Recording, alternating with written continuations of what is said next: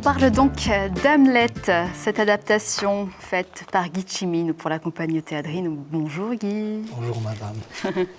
Cette adaptation donc en langue corse, mais pas que en langue corse, puisque vous resituez Hamlet en Corse.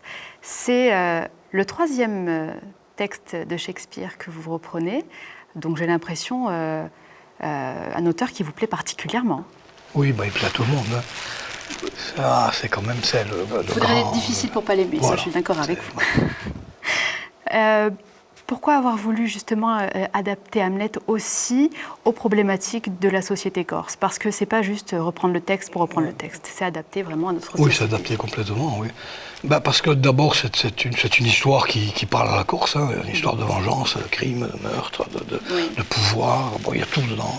Donc la Corse, aujourd'hui, c'est ça aussi, hein, il y a pas mal d'affaires louches, d'assassinats, voilà, donc j'ai pris cette pièce-là, qui en même temps est une belle pièce, de beaux personnages.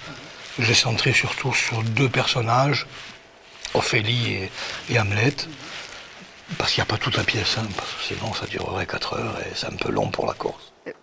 C'est certain, c'est certain.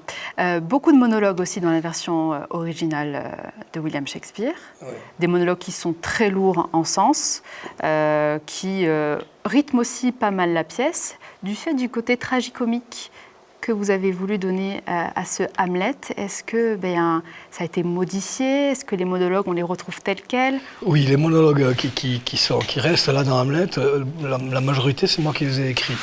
Ils n'appartiennent pas à Shakespeare, c'est des monologues que j'ai rajoutés avec un personnage qui n'existe pas dans Shakespeare, qui est le personnage un petit peu du conteur ici, qui raconte un petit peu l'histoire.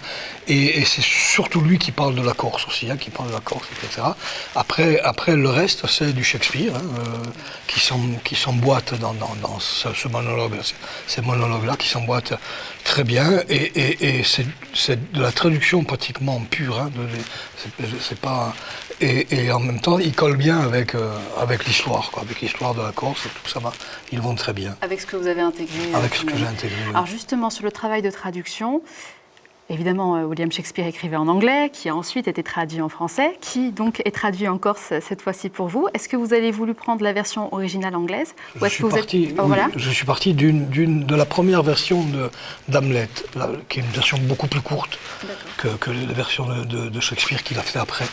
Donc je suis parti de cette version-là, en anglais, et de temps en temps, bien entendu, je regardais une traduction française ou italienne.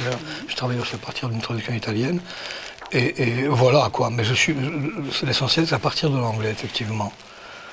Parce que le français, en français, souvent, on part à côté, quoi. J'ai vu la traduction de Hugo, là, le fils Hugo, là, c'est bien traduit, hein, je veux dire, c'est bien écrit, c'est un truc, il n'y a pas de problème, mais on part souvent à côté, puis souvent on ne comprend pas très bien ce qui se passe. Oui. Voilà, c'est un peu lourd, ils ont gardé le style shakespearien comme ça, mais c'est pas de l'anglais, c'est du français, et c'est pas la même chose. Et du coup, c'était beaucoup plus simple de partir de l'anglais. De l'anglais, oui, même si je m'aidais avec le français quand j'avais des problèmes de texte, hein, mais... Parce que c'est quand même du vieil anglais aussi. Hein, oui, c'est pas l'anglais d'aujourd'hui. Voilà, donc... c'est certain. Voilà, c'est certain. Style tragicomique, on l'a dit, côté commedia dell'arte qui est propre au Théâtrine. Oui. C'était donc une évidence pour vous d'insérer c'est une évidence, et en même temps, c'est Shakespeare aussi. Shakespeare, dans toutes ses tragédies, il y a toujours des passages qui sont marrants. Roméo et Juliette, il y a la bonne, la nourrice qui est marrante. Ici, il y a les clowns, les fossoyeurs, les clowns qui sont dans Shakespeare directement. Dans Le Roi Lear, il y avait comment s'appelle, le fou du roi qui apportait ces trucs-là. Alors que Le Roi Lear, c'est une tragédie très, très... Mais il y a toujours dans Shakespeare des côtés comiques, marrants comme ça, tout le temps. C'est propre à l'Angleterre, je crois. Ils aiment bien avoir de temps en temps des petites choses. Aussi, a priori. Chez nous aussi, oui. En Corse, oui. Bon, nous, on est latin. C'est vrai. Alors justement, originalement, ça se passe au Danemark. Shakespeare contextualise ça au Danemark. Vous le contextualisez chez nous. Oui. Une certaine universalité, quoi qu'il arrive. Shakespeare, c'est universel. Oui. Ça peut se passer n'importe où.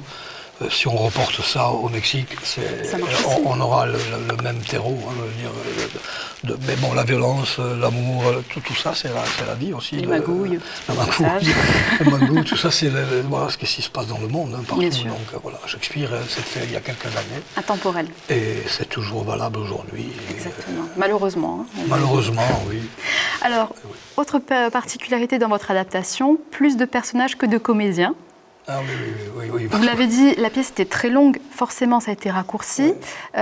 Pourquoi ne pas avoir choisi peut-être de ne pas mettre tous les personnages, ce qui est peut-être déjà le cas, mais d'en avoir gardé quelques-uns et puis... J'ai gardé les principaux, les principaux personnages, mais après il y avait quand même certaines scènes comme l'arrivée du fantôme, etc.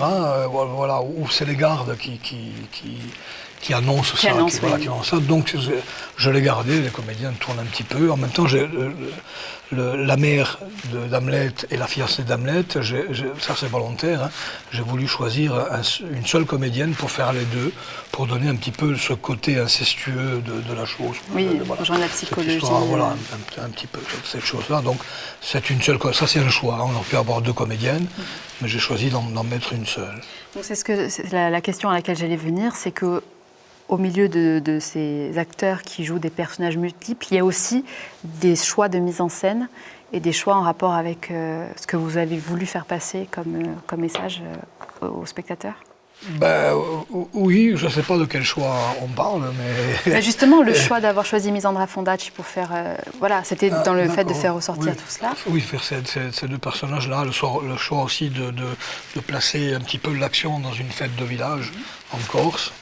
Le choix aussi, par exemple, d'avoir remplacé le vin par du sable, par de la poussière, comme ça, donc qui donne un peu cette idée de liquescence, de tout qui part en bibe quelque chose. Voilà. En poussière. Comme ça, qui tombe en poussière, hein, qui tombe, voilà, c'est la mort qui arrive, etc.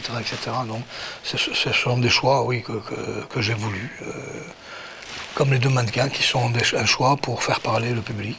Pour qu'ils se posent la question, qu'est-ce qu'ils font là? Qu'est-ce qu'ils font là? Ce qui va questionner... Et je ne le dis jamais, moi, ça. Non, je ne le dis jamais. Chacun se fait son idée. Et j'ai la mienne, je la garde. Que les spectateurs, justement, se fassent la leur. Ouais. Merci. C'est moi qui vous remercie.